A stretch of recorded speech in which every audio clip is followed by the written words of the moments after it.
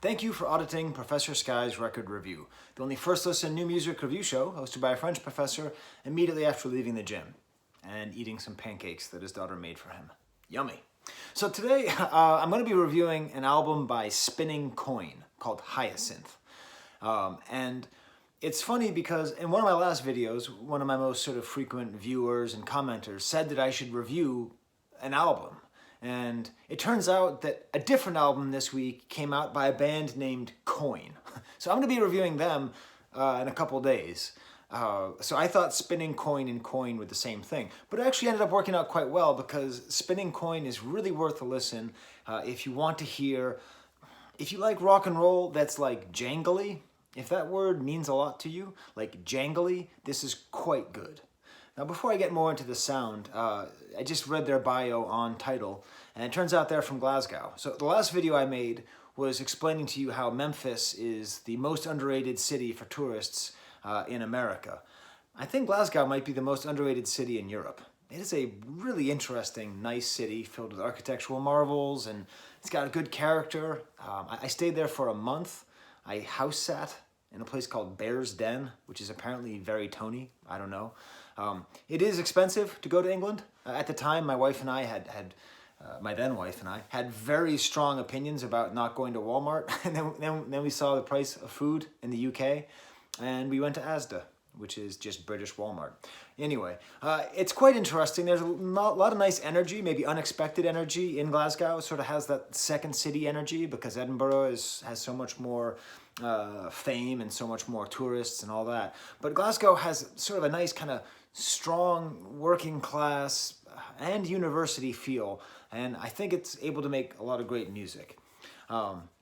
So as I was listening to this album, I was thinking about that. Oh, and also my name is Skye, which if you're Scottish and watching this, I'm named after that island where there's lots of those cows, Highland cattle. It used to be a really cool place to go, and then they built a bridge and replaced the ferries, so now there's too many people. Anyway, let's get on to Spinning Coin and what this is. Like I said, if you like things that are jangly, this is really quite jangly, but it's not. The thing is that with so much of this rock and roll music that I listen to, so much of it is just about the interplay between electronic music and acoustic music. Electronic, acoustic, and so much of it's about like how is the sound manipulated, how are the sound affected, how are things pitched, how are things pocketed, all those questions. This isn't that. This is just a band playing, basically no synthesizers, nothing automated. And the real strength of the album comes from the fact that it has this singer that's doing something that I don't know who else does. He sings in this weird weird like vibrato, but it's a slow vibrato. So instead of being like, ah, it's like, ah, ah, ah. Neither of those are real vibrato, by the way. I can't sing. But I think it makes a really interesting layering on the album, because you have these guitars and drums, and the drummer's good, not doing too complicated. Bassist is good, not doing anything too complicated. In general, they're very straightforward, but the idiosyncrasy of the singer, and often his lyrics, or their lyrics, all the songs are written by all four members, which I like, their lyrics are usually like you can understand them because he's singing clearly, and you sort of understand what they mean line by line, but put together, they're not always cohesive, which is not great. I prefer when I sort of know what a song means, but maybe I'm just listening once and not getting enough out of it. So my stamp of the album is actually the track It's All Right. I'm going to put a link to that in the comments here. It has sort of a Velvet Underground message, like if you think everything's messed up, it is, but it's all right. Nothing means anything. The kind of existential dread that comes with a certain amount of privilege. But you really see the strengths of the album here, the clarity of the vocals. You also see one of the weaknesses, which I'm going to come back to, which is perhaps an oversimplicity in songwriting, which over the span of 40 minutes gets to be a little bit much. But that's not the track I'm going to play for you, so you get a sense if you like them. I think you should listen to the track Feel You More Than the World Right Now. One of their clearest lyrics, kind of a love song, and just listen to the way that his outrageously loud voice is kind of high and going with the guitar parts underneath, these nice kind of jangly guitar parts underneath. I'll show you the cover as well, which is kind of psychedelic. they seem like they're trying to pretend like they're a psychedelic band, but they're just not. So I don't know. So here is Spinning Coins, Feel You More Than the World Right Now.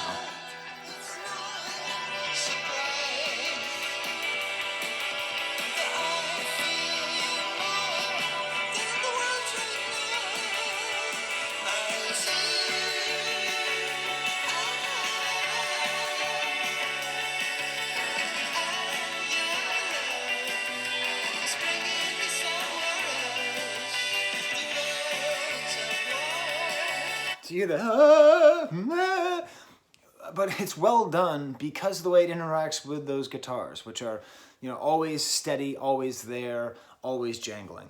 Lots of other highlights on this album.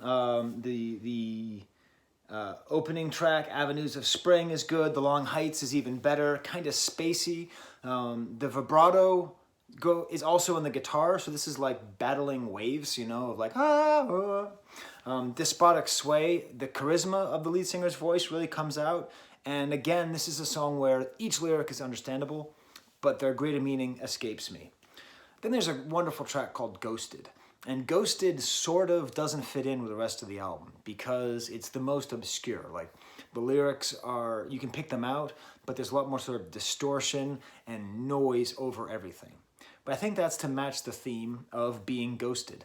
And, I talk about this a lot, but like, we need to have more songs about modern love. Songs about modern love are excellent. So the sensation of being ghosted is one which most of us, if not all of us, have now felt, partially due to the technology.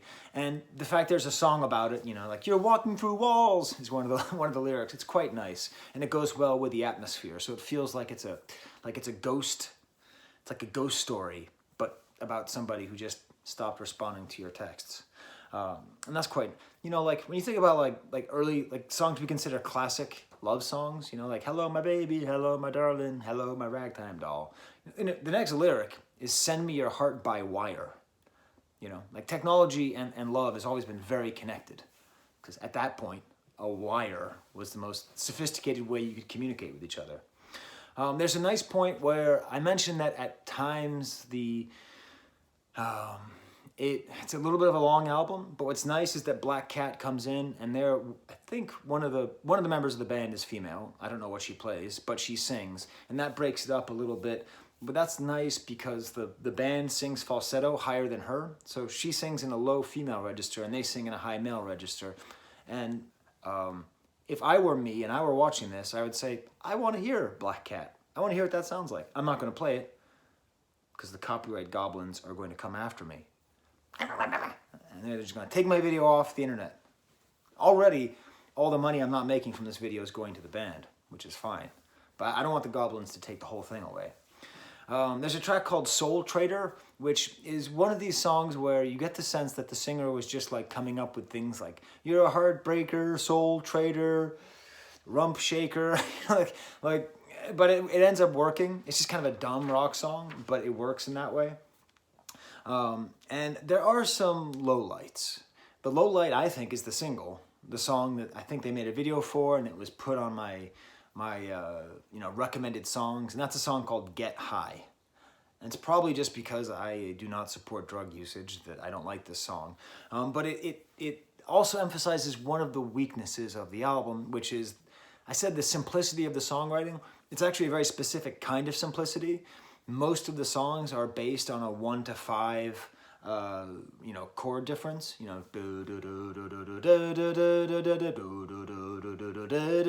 right? So this song really hits that home. Just these 2 chords, and then they become 4 chords, but the 4 chords still have the same spatial relationship to each other. I think this band is stronger when it is more complicated, when it's doing more interesting things. Because even when it's doing those 2 chord things, the guitars are usually doing something interesting. I'm not going to say it's the Smiths, but it's Smiths adjacent in the way that you have a jangly guitar and a charismatic, odd vocalist.